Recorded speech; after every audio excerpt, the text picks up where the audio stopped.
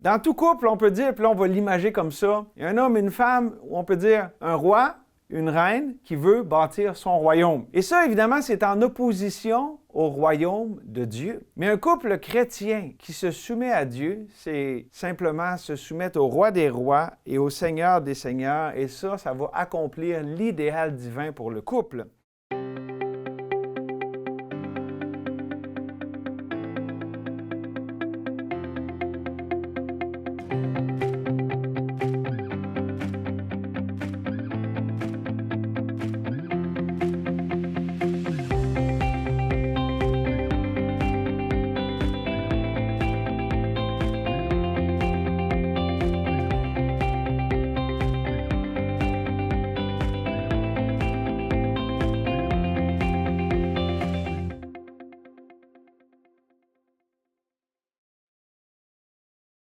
Bonjour, je me présente, je m'appelle Guillaume Roy et je suis le pasteur de l'Église baptiste de Saint-Augustin, juste à côté de Québec, à Saint-Augustin-de-Desmaures.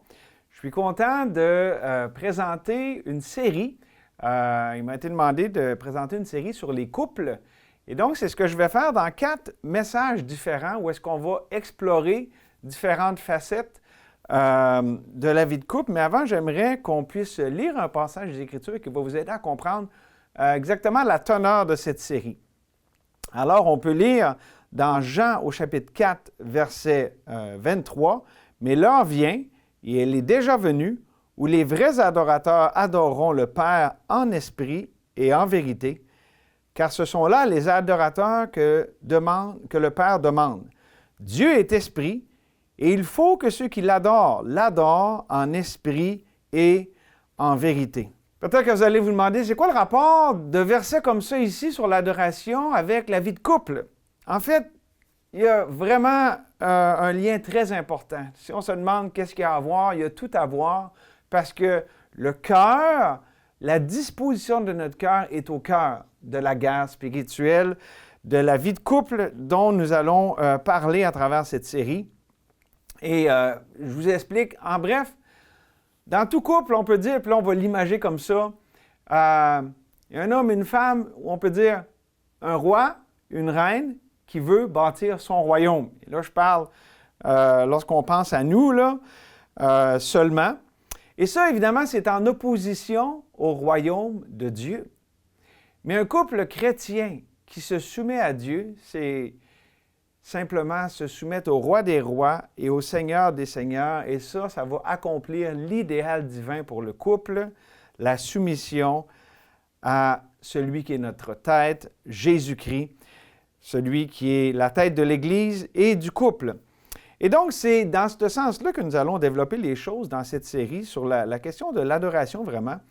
Et c'est pas rien. Jésus, étant tenté dans le désert, a répondu à Satan lui-même, selon qui est dans les Écritures, « Tu adoreras le Seigneur ton Dieu et tu le serviras lui seul. » On voit ça dans Luc 4, 8.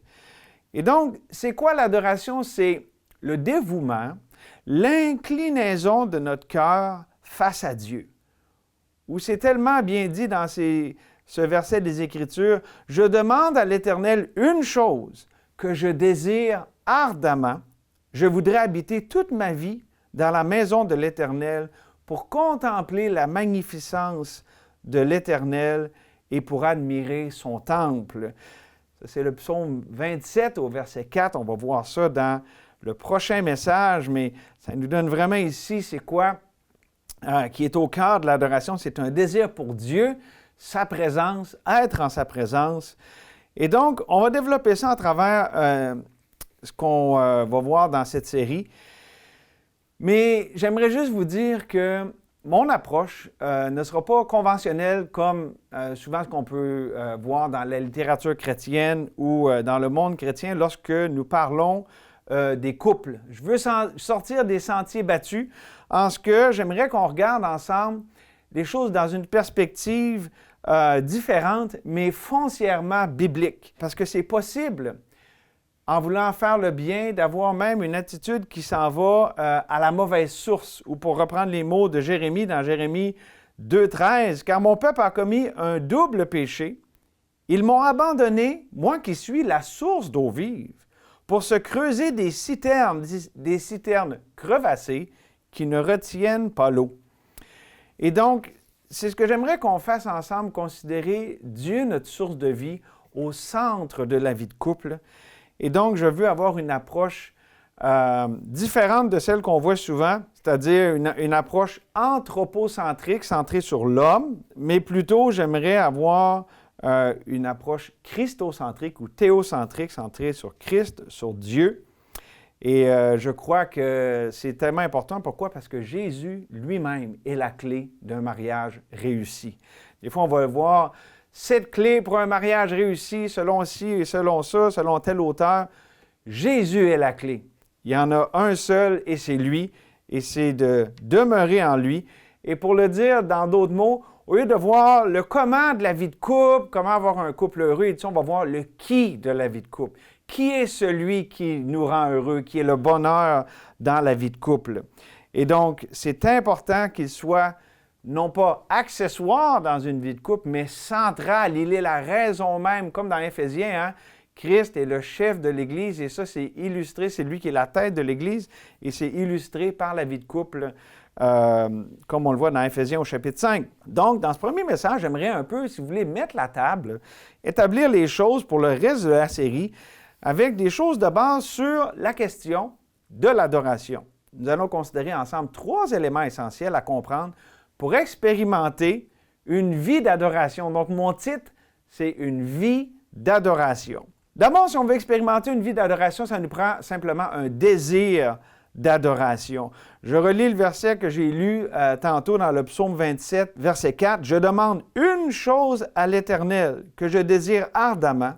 Je voudrais habiter toute ma vie dans la maison de l'Éternel pour contempler la magnificence de l'Éternel et pour admirer son temple. » J'aimerais juste un peu regarder en bref ici le point du désir d'adoration, parce que dans le prochain message, on va vouer le message au complet à ça. Mais pour l'instant, j'aimerais simplement dire que ce désir est tellement important parce que, dans le fond, le désir de l'adoration, c'est la réponse au désir de Dieu. La Bible nous dit, on l'a lu en commençant, que Dieu recherche ou il demande des gens qui l'adorent en esprit et en vérité. Il recherche des adorateurs. Donc, l'adoration, c'est un désir qui répond au désir de Dieu de l'adorer. Et pourquoi c'est si important? Pourquoi c'est, je dirais même, le secret de la vie de couple qui est unie, qui est victorieuse? Bien, parce que l'adoration, c'est notre connexion au Dieu surnaturel. Et la vie chrétienne n'a rien d'ordinaire. La vie chrétienne, elle est extraordinaire, elle est surnaturelle. C'est pour ça qu'on peut lire dans Galates 2:20, « J'ai été crucifié avec Christ, et si je vis, ce n'est plus moi qui vis, c'est Christ qui vit en moi. Et si je vis encore dans ma chair, je vis dans la foi au Fils de Dieu qui m'a aimé et qui s'est livré lui-même pour moi. » Et donc, vraiment, dans la vie de couple, tout doit se centrer sur la personne de Jésus-Christ parce que des fois, on dit « Ah, la vie chrétienne, c'est ci ou c'est ça. » En fait, la vie chrétienne, c'est Jésus. Il est la vie chrétienne. Christ est ma vie. Paul dit dans Philippiens au chapitre 1. Et aussi, évidemment, on sait que Christ vit en nous, lui qui est l'espérance de la gloire, comme ça dit dans Colossiens 1. Et donc, face aux problèmes de la vie de couple, aux problèmes qu'on peut avoir, qui sont typiques à avoir 2 êtres qui vivent ensemble. Puis en passant, je dois souligner que je m'adresse aux chrétiens, vraiment aux couples chrétiens qui connaissent Jésus comme leur sauveur personnel. Et donc, lorsqu'on a ces problèmes-là dans la vie chrétienne, qui évidemment, c'est normal d'avoir des problèmes, d'avoir des ajustements auxquels faire face. Mais la solution, ce n'est pas d'enligner nos buts, mes buts avec les buts de ma femme, mais plutôt que nos buts soient enlignés avec ceux de Dieu. Autrement dit, on ne veut pas avoir des buts qui sont anthropocentriques, centrés sur l'homme, mais qui sont théocentriques, centrés sur Dieu. Et ça, c'est le point de départ. Ça commence avec un désir de s'aligner avec Dieu, un désir de recherche chez Dieu. C'est pour ça que c'est tellement important comme élément essentiel si on veut expérimenter une vie d'adoration, Ça commence avec un désir du cœur. On n'ira pas plus loin pour l'instant, on va y aller plus en détail dans le prochain message, mais le deuxième élément essentiel, si on veut expérimenter une vie d'adoration, c'est une puissance d'adoration. Et on peut lire dans 2 Corinthiens au chapitre 3, les versets 5 et 6, « Ce n'est pas à dire que nous soyons par nous-mêmes capables de concevoir quelque chose comme venant de nous-mêmes. Notre capacité, au contraire, vient de Dieu. Il nous a aussi rendus capables d'être ministres d'une nouvelle alliance, non de la lettre, mais de l'esprit, car la lettre tue, mais l'esprit vivifie. » Une puissance d'adoration pour avoir une vie d'adoration. En Jésus-Christ, nous avons une nouvelle puissance d'adoration, une puissance de vie qui ne vient pas de la chair et des bonnes intentions de la chair et de toute l'idée de performer, de faire, mais c'est une puissance spirituelle qui vient de l'Esprit de Dieu. Et si on le dit autrement, dans le fond, c'est une vie non selon la loi ou la performance qui est basée sur essayer de faire le plus de bien possible puis ne pas faire le mal, OK? Ça, c'est une vie selon la loi, selon la performance, mais une vie qui est basée sur la grâce, sur la vie, qui insuffle le surnaturel dans nos vies. Et donc, comme ça dit dans Deutéronome au chapitre 30, verset 19, « Je mets devant toi la mort et la vie, choisis la vie. » C'est ça le point central ici, d'avoir une puissance d'adoration, c'est la puissance de la vie de Jésus, la vie de résurrection, la vie abondante. Et si je pense à, ça va vous aider à comprendre, ma relation maritale, ça fait 25 ans qu'on est mariés, ma femme et moi, et évidemment, en 25 ans, vous imaginez bien qu'on a vécu toutes sortes de choses, on a eu toutes sortes de défis, mais si je décris en général la dynamique de notre couple avant versus maintenant, au début de notre vie de couple, et pendant un bon bout de temps, on était l'un et l'autre, on a basé notre vie de couple sur, OK, mes droits et la responsabilité de l'autre envers moi. Donc, l'accent, c'est, voici ce que je m'attends d'avoir et je dois, parce que j'y ai droit, puis aussi, je m'attends que l'autre réponde à ses droits légitimes. Et ça, mes amis, bien que les droits soient légitimes, cette voie-là, cette pensée-là, c'est un fardeau. C'est la pensée de la loi. Et ça ne nous rapproche pas, ça nous éloigne, parce qu'il y a constamment ce fardeau qui est là de « je dois avoir ces choses-là et tu dois me les donner ».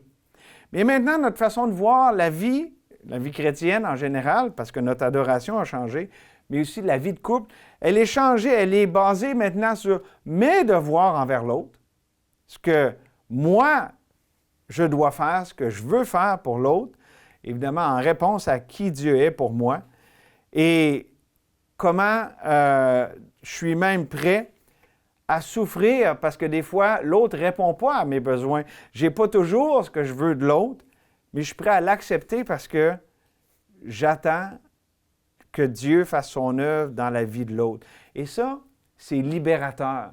C'est une façon complètement de voir. C'est au lieu d'être centré sur soi, centré sur le Dieu qui travaille en moi et qui aussi, je le crois, je fais confiance que Dieu aussi travaille dans mon épouse, dans mon cas, ou pour les femmes ici, dans votre mari. Et certains peuvent dire, cette façon-là de penser, c'est presque cinglé. Qui pense de même?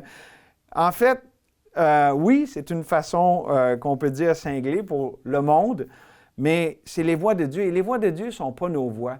La voie du Seigneur, sa pensée, n'est pas la même que celle du monde. Donc, ce n'est pas surprenant qu'il y ait comme ça une dichotomie entre la façon de penser du monde et la façon de penser chrétienne. En fait, c'est la base même de vivre la grâce de Dieu, c'est-à-dire de voir notre faiblesse. Je ne suis pas capable de combler les besoins de l'autre, mais ça me fait me jeter dans les bras de Dieu parce que sa grâce suffisante va me rencontrer là.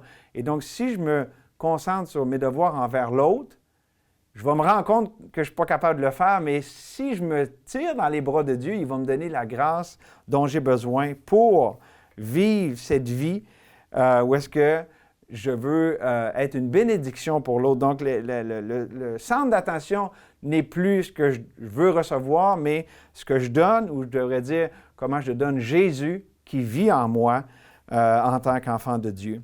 C'est pour ça que c'est tellement important, si on veut une vie d'adoration, d'avoir cette disposition de désirer Dieu et de marcher par sa puissance. Et la clé vraiment pour la grâce de Dieu, c'est bien simple, c'est dit dans différents endroits dans la Bible, c'est que Dieu résiste aux orgueilleux, mais il fait grâce aux humbles. Si nous voulons voir la grâce de Dieu se manifester dans notre vie, on doit avoir cette humilité. Au lieu d'avoir l'orgueil de vouloir être servi, moi, dans mon petit royaume, d'avoir les choses comme je le veux, d'avoir l'humilité de servir, de se placer sous l'autorité de Dieu en devenant serviteur de l'autre. Et ça, c'est mutuel. Dans un couple spirituel, il y a un désir de se servir, de se bénir l'un l'autre, parce que ça, c'est la pensée de Christ. C'est comme ça qu'il est venu. C'est la disposition qu'il avait lorsqu'il est venu parmi nous, plein de grâce et de vérité. Et je dois dire que c'est même une arme spirituelle. On va voir ça dans le 3e message, mais les armes avec lesquelles nous combattons ne sont pas charnelles, mais elles sont puissantes par la vertu de Dieu pour renverser les forteresses. On voit ça dans 2 Corinthiens au chapitre 10, verset 3. Et c'est de cette manière qu'on peut expérimenter la puissance de Dieu avec ses armes, sa façon de penser, et non pas celle humaine et les pensées de la chair. Ça m'amène au 3e point. Pour une vie d'adoration, non seulement on a besoin d'un désir d'adoration, une puissance d'adoration, mais nous avons aussi besoin d'une rencontre d'adoration. Et là, je vais vous amener le point à travers une illustration. Tout le monde connaît, en tout cas, je pense que la majorité des chrétiens connaissent le fameux passage, et c'est dans plusieurs évangiles, où Jésus a marché sur les eaux. Et j'ai retenu celui qui est dans Matthieu 14. Et on apprend dans ce passage-là, si vous voulez lire par vous-même, je ne vais pas lire tous les versets, je vais en lire seulement une partie, mais dans Matthieu 14, 22 à 33, on a ce récit de Jésus qui d'abord contraint, oblige les disciples à aller dans le bateau. On lit au verset 22. Aussitôt après, Jésus obligea les disciples à monter dans la barque et à passer avant lui de l'autre côté pendant qu'il renverrait la foule. Et j'ai tellement de choses à dire sur ce passage qui est riche en leçons, qui est riche en vérité, mais je veux vraiment voir ici la dynamique spirituelle qui est sous nos yeux. D'abord, c'est ça. Jésus les oblige à traverser, il les contraint. Puis on peut se demander pourquoi. Il voulait-tu leur donner de la misère? C'est quoi qu'il y avait? Il éprouvait leur foi. On peut voir toutes sortes de choses, mais j'aimerais qu'on voit que la façon dont Jésus pensait en les amenant à traverser, puis à les obliger comme ça, comment lui voyait les choses, c'est diamétralement opposé. Ce que lui avait dans le cœur, c'est diamétralement opposé à ce que les apôtres avaient dans le cœur, ce qu'eux voyaient. En fait, ce n'est pas en harmonie du tout. Je vous l'explique. Eux, lorsqu'il y a eu la tempête, vous savez, hein, ils ont été envoyés comme ça dans la barque, au milieu de la mer, et là, la tempête a éclaté. Et lorsqu'il y avait cette tempête, qu'est-ce qu'ils voulaient? La fin de la tempête, la fin du problème. Qu'est-ce que Jésus, lui, voulait? Pourquoi il les a amenés dans cette situation-là? Parce qu'il voulait les rencontrer dans la tempête. Eux voulaient ne plus avoir peur. Au secours! Hein? Non seulement ils avaient peur de la tempête, mais là, ils croyaient que Jésus, quand ils l'ont vu, ils croyaient que c'était un fantôme, un esprit. Donc, eux autres voulaient la fin de ce qui leur faisait peur. Jésus voulait susciter la foi au milieu de la peur, face à la peur. Eux-mêmes, on le voit dans le verset 28, doutaient de la présence de Jésus. Parce que Jésus, au verset 27, il dit « Rassurez-vous, c'est moi, n'ayez pas peur. » Mais Pierre répondit « Seigneur, si c'est toi, ordonne que j'aille vers toi sur les eaux. » Si c'est toi. Ils doutaient que c'était vraiment Jésus. Donc, eux doutaient de la présence de Jésus. Jésus, lui, manifestait sa présence. On lit au verset 29. Et il dit « Viens ».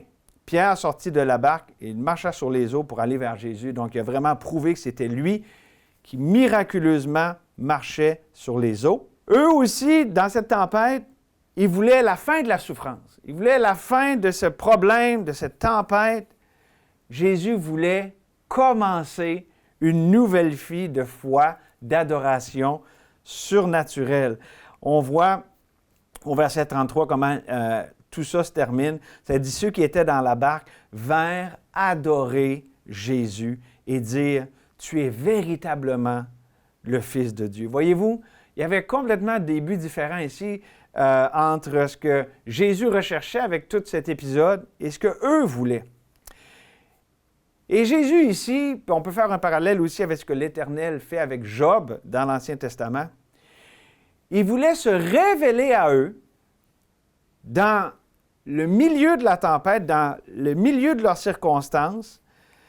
Il voulait se révéler à ceux qu'il aime d'une façon qu'ils ne le connaissaient pas encore et par laquelle il n'aurait pas pu le connaître s'il n'y avait pas eu cette épreuve. L'épreuve devait arriver pour qu'ils puissent découvrir Dieu de cette manière-là. Oh, ça, c'est tellement puissant comme leçon. C'est pour ça que la Bible nous dit, « Mes frères, regardez, puis ça c'est dans Jacques au chapitre 1, versets 2 à 4, « Mes frères, regardez comme un sujet de joie complète les diverses épreuves auxquelles vous pouvez être exposés, sachant que l'épreuve de votre foi produit la patience, mais il faut que la patience accomplisse parfaitement son œuvre, afin que vous soyez parfaits et accomplis sans faillir en rien. » En fait, c'est quoi l'épreuve? C'est le rendez-vous divin qui est transformant. C'est pour ça que c'est une bénédiction. C'est pour ça que c'est un sujet de joie complète, parce que c'est là que Dieu nous rencontre pour nous transformer, pour complètement changer notre façon de le voir lui et de voir tout le reste de notre vie.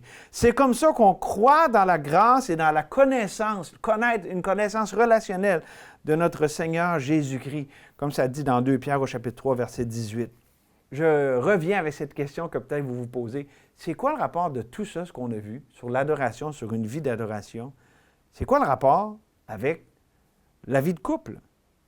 Bien, ça nous aide à comprendre que le but de Dieu avec le couple, c'est pas de régler nos problèmes. Celui qui vient, puis là, qui nous aide à plus avoir de problèmes, à vivre en harmonie. Non, le but de Dieu, c'est de se révéler dans ce qu'on vit, dans les problèmes, par les problèmes et les épreuves, et de se révéler comme le Dieu de toute grâce et le Dieu de toute consolation. C'est pour ça que c'est si vital d'avoir une disposition d'adoration comme ça, parce que c'est ça qui va nous permettre de le reconnaître, de le rencontrer.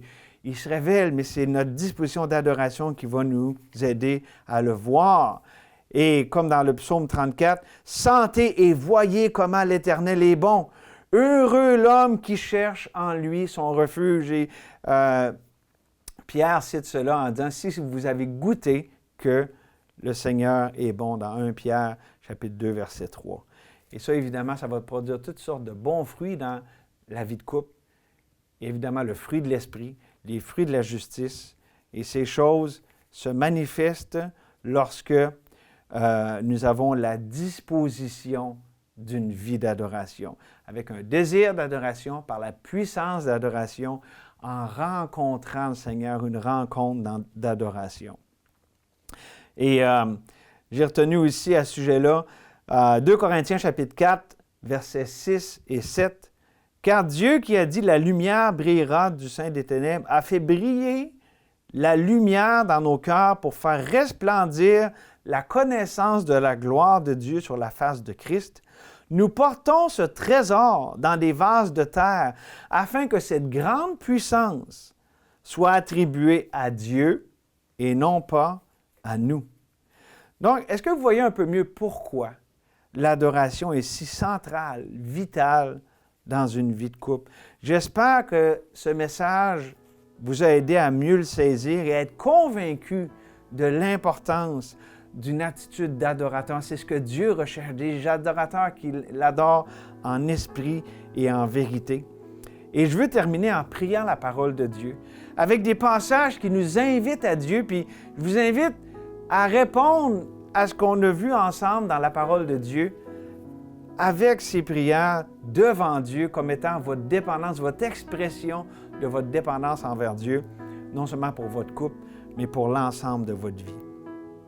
Seigneur, merci que tu es celui qui révèle ce qui est profond et caché, que tu connais ce qui est dans les ténèbres et la lumière demeure avec toi. Seigneur, on veut te prier ce verset de Daniel 2, 22. Révèle ce qui est profond et caché. On veut aussi prier Ésaïe 55, les 2 premiers versets. Vous qui avez soif, venez aux eaux. Même celui qui n'a pas d'argent, venez, achetez et mangez.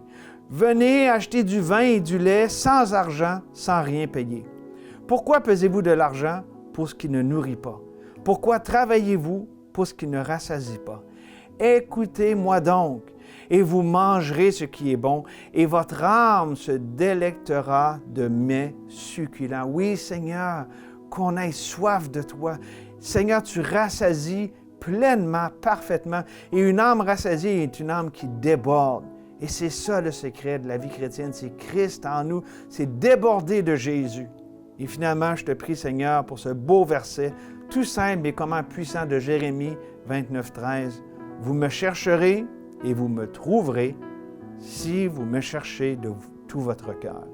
Seigneur, on commence une série sur la vie de couple et le secret de la vie de couple, c'est de te chercher et de te trouver à travers l'instrumentalité de la vie de couple, à travers les problèmes, à travers les défis et les bénédictions, de te trouver parce qu'on te cherche de tout notre cœur. Seigneur, c'est ma prière pour chacun. Bénis ta parole dans les cœurs au nom de Jésus. Amen. Merci.